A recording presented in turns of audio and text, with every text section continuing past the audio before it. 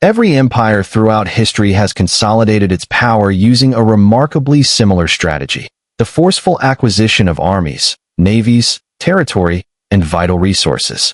Yet, in 1999, one nation quietly stumbled upon a mechanism far more potent than any of these traditional instruments of control.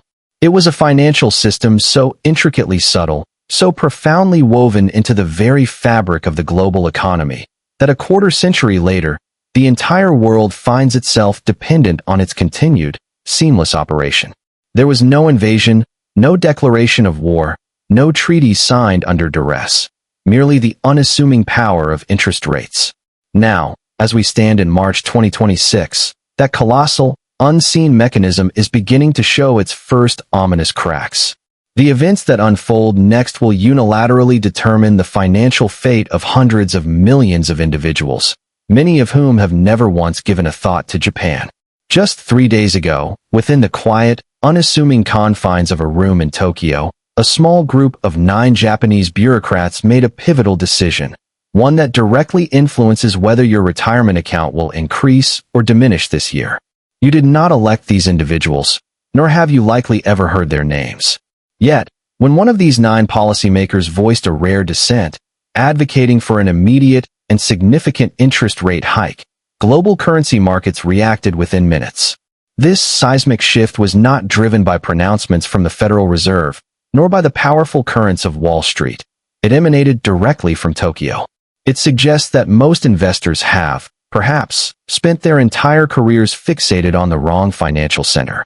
The true epicenter of global financial power resides not in Washington or New York, but within the hallowed halls of a central bank building in Japan.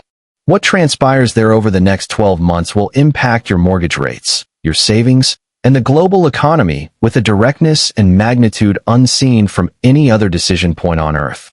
Let us delve into precisely why, and examine the irrefutable data that underpins this assertion. To grasp the full implications, one must first comprehend the underlying mechanism, for once understood, everything else falls into stark clarity. For more than 2 decades, Japan maintained its interest rates at effectively zero, creating the cheapest borrowing environment in the annals of modern finance. Astute foreign investors were quick to realize they could borrow virtually unlimited quantities of yen at next to no cost, convert this yen into dollars, and then confidently invest in higher-yielding American assets. Their profit margin was simply the differential, the gap between the negligible rate at which they borrowed and the more substantial returns they earned. This was, for all practical purposes, free money, and the global financial system eagerly embraced as much of it as it could possibly deploy. Today, in early 2026, a US-based hedge fund, for instance, can still borrow the equivalent of $100 million in yen at a mere 0.75% for a single month. This can then be converted into dollars and parked in American assets, which are currently yielding annual returns of 5, 6, or even 7%. The fundamental mathematics of this trade still, just barely, hold up. This is primarily because, despite Japan's recent incremental rate increases, the yen has continued to weaken against the dollar. This persistent depreciation effectively offsets the slightly higher borrowing costs, thereby keeping the carry trade profitable. However, a critical factor is rapidly eroding. The margin of safety is collapsing at an alarming pace, and the sheer scale of the financial positions precariously perched atop that dwindling margin is almost beyond comprehension. Consider this: the outstanding value of yen forwards alone, held by global hedge funds and principal trading companies, reached a staggering 35 trillion yen by late 2025. When one expands this analysis to encompass the entire universe of forwards, foreign exchange swaps, and currency swaps, the total value of all positions directly dependent on the yen carry trade soars to an astonishing 281 trillion yen. This figure dramatically illustrates the immense scale of global investment that hinges entirely on Japan's ability to maintain cheap borrowing conditions. Consequently, should Japan alter its rate policy by even the slightest fraction of a percentage point, trillions in leveraged positions across the world would be forced to react simultaneously and decisively. The moment the yen begins to appreciate meaningfully, the ensuing market movement is likely to be disproportionately large, precisely because of the monumental size this trade has swelled to. This is not some abstract, theoretical future risk. It is not merely a scenario that analysts are hypothetically warning might occur at some undefined point. It is unfolding in real time right now, and the hard data from this current quarter makes that reality unmistakably clear.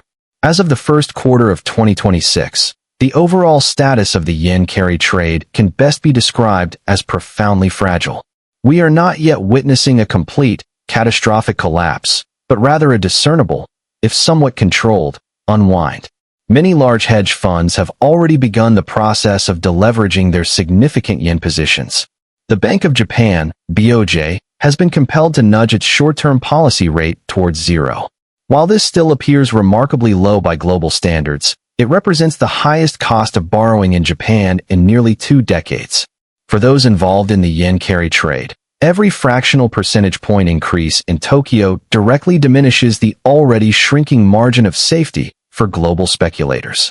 These participants meticulously constructed their entire positions on the seemingly immutable assumption that borrowing costs in Japan would remain virtually free indefinitely. Crucially, the connection between this phenomenon and global equity markets is now mathematically undeniable. Throughout 2026, the correlation between a strengthening yen and a falling stock market has tightened to an unprecedented degree. The US dollar to Japanese yen exchange rate has rapidly emerged as an indicator as vital, if not more so, for investors as the Federal Reserve's own carefully worded policy statements. Pause and consider the profound implications of this. The exchange rate between two currencies, one of which is not even American, now predicts movements in the U.S. stock market more reliably than the central bank directly responsible for controlling American monetary policy. This illustrates the astonishing depth of Japan's financial influence. Leading research houses have, with growing urgency, labeled the yen carry trade a ticking time bomb, warning that it is acutely vulnerable to a massive, precipitous unwind, reminiscent of the market collapses witnessed in 2008, 2015, and 2020. The critical difference this time, however, is the sheer, overwhelming scale of the positions involved. In those previous episodes, the carry trade was merely a fraction of its current gargantuan size.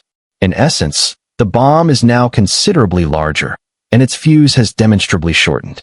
The alarm bells that first began to clang faintly in January have, since then, only grown louder and more insistent. In early January 2026, the benchmark 10-year Japanese government bond yield briefly touched its highest level since 1999, a significant moment in itself. Yet, by this week, March 23, 2026, the situation has escalated further still. Japan's 10-year bond yield has now climbed above 2.3%, steadily marching towards multi-decade highs. This upward trajectory is being exacerbated by the ongoing conflict in the Middle East and surging oil prices, which are collectively adding new and intense inflationary pressures to the global economy. The longer end of Japan's yield curve presents an even more dramatic picture.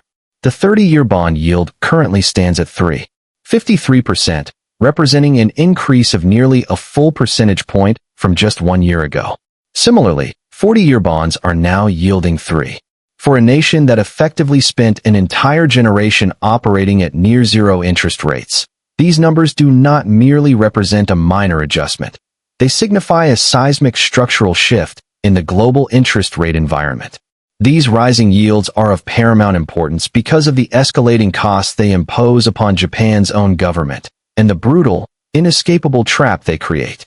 Servicing Japan's colossal national debt, for example, saw an increase of over 10% in the fiscal 2026 budget, surpassing 31 trillion yen for the very first time, marking the 6th consecutive record high. The total outstanding volume of government bonds is projected to reach an mind-boggling 1.15 quadrillion by the end of this fiscal year. Japan already bears the distinction of being the most indebted developed nation on Earth, carrying a debt-to-GDP ratio of a staggering 237%. Globally, among all nations, it is second only to Sudan in this unfortunate metric. This ratio is only set to climb higher as borrowing costs inevitably rise on a debt pile of such immense magnitude. Japan now finds itself in an unenviable predicament, caught between two catastrophic choices. If it raises interest rates aggressively to rein in spiraling inflation, its national interest bill will explode, potentially triggering a sovereign debt crisis. Conversely, if it attempts to keep rates artificially low to manage its colossal debt, inflation will continue to burn unchecked, and the yen will continue its destabilizing weakening trend. Every single policy decision Japan makes, therefore, sends immediate and profound shock waves throughout global markets the instant it is announced. Now, let us introduce another critical lever: the direct influence Japan holds over the United States government itself. As of January 2026, Japan is the single largest foreign creditor to the United States, holding a staggering $225 trillion in U.S. Treasury bonds. This positions it ahead of China and every other nation on Earth. American taxpayers annually write billions in interest checks directly to Japanese institutions. However, the true power embedded in this relationship extends far beyond mere interest payments. The real leverage materializes when Japan's own burgeoning bond market begins to offer more attractive returns than American treasuries. Currently, 10-year Japanese government bonds are already offering higher yields than currency-hedged 10-year U.S. Treasury bonds. When Japanese bonds pay more than their hedged American counterparts, Japanese institutional investors, including vast pension funds, insurance companies, and banks managing trillions in savings, will inevitably stop purchasing American debt. Instead, they will begin to repatriate their capital, bringing these vast sums home. This large-scale return of Japanese capital from foreign markets back to Japan is a scenario widely anticipated by analysts for 2026. As decades of offshore investment slowly but surely reverse course, even relatively modest rebalancing flows at the margin can meaningfully move U.S. Treasury yields, particularly at a time when global positioning is crowded and market volatility is elevated. It is important to remember that it is the actions of marginal sellers, not the average investor, that primarily drive price movements in bond markets. When U.S. Treasury yields rise, a domino effect is unleashed throughout the American economy.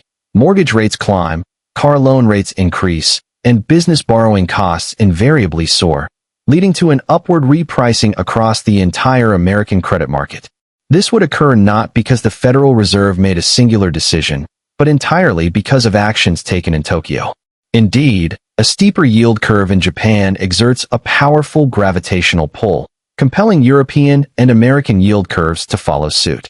This intricate interconnection remains largely unknown to most retail investors, and even many professional investors are still profoundly underestimating its potential impact. Into this volatile mix steps a new political figure, one whose long-term impact the global financial world is still diligently attempting to calibrate. Prime Minister Sona Takaichi achieved a landslide victory in the Japanese elections on February 8, 2026, securing an overwhelming majority, a full two-thirds of the lower house. She carries a powerful mandate for massive government investment, specifically targeting technology, semiconductors, and defense capabilities. This ambitious agenda unfolds against the backdrop of a regional security environment made significantly more volatile by the ongoing war in Iran. Her government is embarking on a spending spree at a pace Japan has never witnessed. The fiscal 2026 budget, amounting to 122 yen, 3 trillion, is the first to ever exceed 120 trillion yen, marking a record high for the second consecutive year. Defense spending alone has surged to 9 trillion yen, hitting the ambitious 2% of GDP target 2 years ahead of schedule. More government spending inevitably necessitates more bond issuance. More bond issuance, in turn, generates more upward pressure on bond yields. And more upward pressure on yields accelerates the very yen carry trade unwind that the world is so desperately trying to manage carefully and quietly. However, it is here that the political collision becomes truly perilous for global markets. Prime Minister Takaichi crucially requires cheap borrowing to fund her record-breaking spending agenda. This places her in direct conflict with the Bank of Japan's explicit mandate to combat inflation. Following her decisive election victory in February, She reportedly expressed her reluctance to the BOJ governor regarding any further interest rate increases. We now have a prime minister on one side, vehemently demanding low rates to finance historic government spending, and a central bank on the other, consistently signaling a path towards continued monetary policy normalization. Observing every nuanced word exchange between them is a colossal 281 trillion yen derivatives market, poised to move violently the instant the messaging becomes contradictory or confused. Adding another unforeseen layer of complexity is a variable nobody truly planned for, one that is reshaping Japan's entire financial calculation in real time. Japan imports approximately 95% of its energy requirements from the Middle East. The ongoing conflict involving Iran has pushed global oil prices sharply higher. Higher oil prices directly translate into significantly higher import costs for Japan. These increased import costs, in turn, fuel higher domestic inflation. And higher inflation inevitably places more intense pressure on the Bank of Japan to raise rates more swiftly than it might otherwise wish. Faster rate hikes, as we have established, mean an accelerated unwind of the critical yen carry trade. Thus, a war in the Middle East has become a direct, immediate input into the intricate equation of global financial stability, with its transmission mechanism running entirely through Tokyo. The BOJ itself, in its most recent statement, warned explicitly that CPI inflation faces renewed upward pressure from rising crude oil prices, highlighting that its hands are tied in ways no other major central bank currently faces. Simultaneously, Prime Minister Takaichi is navigating a delicate diplomatic balancing act with the United States. She recently met with President Trump to discuss vital economic and military cooperation, after he initially urged Japan to deploy warships to the Strait of Hormuz before later retracting the demand. Japan is currently being pulled in multiple, conflicting directions at once. By persistent inflation, by its acute energy vulnerability, by a record-breaking domestic spending agenda, by a central bank desperately attempting to exit decades of emergency policy, and by an American president making military demands it cannot easily refuse. All of these intertwined factors are connected, and all of them directly influence whether your personal savings will be worth more or less a mere 12 months from now. Let us now turn to what the hard data reveals about the timeline stretching ahead. The Bank of Japan chose to hold its key rate at 0.75% during its March 19, 2026 meeting, a level representing the highest since September 1995. This decision was reached with an 8:1 split, notably with one board member dissenting for the second consecutive meeting, advocating instead for an immediate hike to 1%. This consistent, sustained dissent serves as a powerful institutional signal that the next move higher is no longer a question of whether, but when. Most Japanese economists are currently forecasting the next rate hike in October 2026. However, a persistently weaker yen, which would further accelerate import-driven inflation, could easily pull that decision forward into the second quarter of this year. Major banks on Wall Street are, in fact, projecting the next hike by June, followed by a trajectory that could see Japan's policy rate reach 1.5% by the end of 2027. The International Monetary Fund, IMF, has plainly stated that Japan is appropriately withdrawing monetary accommodation and that rates should continue moving toward neutral. The direction, therefore, is unequivocally clear. The pace remains the only variable still under active debate. The ideal scenario, and the one everyone is fervently hoping for, is a slow and orderly normalization. If Japan can gradually raise rates with meticulous communication and without sudden, unexpected shocks, the colossal yen carry trade might unwind in a manner that is manageable for global markets. However, any sudden shock to the yen, be it an unexpected rate decision, a sharp oil price spike, or even an ill-timed political statement that spooks currency traders, could trigger a swift, violent reversal. Such an event would simultaneously inflict severe damage upon stock and bond markets worldwide. We have seen a glimpse of this before. In August 2024, the BOJ unexpectedly raised rates, and the Nikkei index plummeted over 12% in a single trading session, while the S&P 500 corrected 6% in the days that followed. That was merely a warning shot. At that time, the carry trade was significantly smaller. Today, the positions are orders of magnitude larger. Consequently, the repercussions of a disorderly unwind in 2026 would be proportionally far greater. From this moment forward, three critical numbers demand your vigilant monitoring. They are straightforward, yet profoundly impactful. Firstly, the USD/JPY exchange rate, currently trading between 147 and 149. Late 2026 forecasts tend to cluster around 144 to 148, reflecting the ongoing compression of the interest rate differential between the two countries. A sustained move below 145 signals significant carry trade stress, while a persistent breach below 140 would indicate crisis conditions are rapidly materializing. Secondly, Japan's 10-year government bond yield, which presently sits at 2.26% and continues to rise.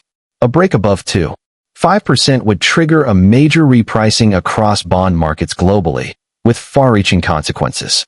Lastly, the Bank of Japan's meeting dates. The next critical meetings are scheduled for April 27th and 28th, with June becoming an increasingly live possibility for the next rate move, particularly given current inflation data.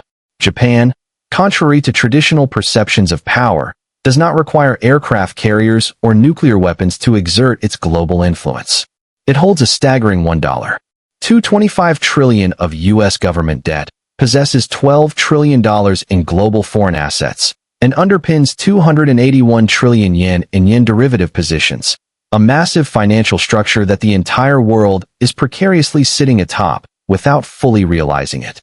The yen carry trade has effectively served as the hidden fuel for the global bull market for an entire generation. When it unwinds, as it is already demonstrably doing, it creates a formidable liquidity vacuum simultaneously in New York, London, and Hong Kong. The only question that truly matters for your financial well-being right now is whether the 9 individuals in that Tokyo boardroom, battling inflation, an unprecedented debt load, a geopolitical energy crisis, and a prime minister who desires perpetually cheap money, can orchestrate this perilous transition in an orderly fashion. Because if they cannot, the ensuing shock will not be contained within Japan. It will not be confined to Asia. It will not remain isolated within the bond market. It will arrive everywhere, all at once. Watch Tokyo. Nothing else matters more.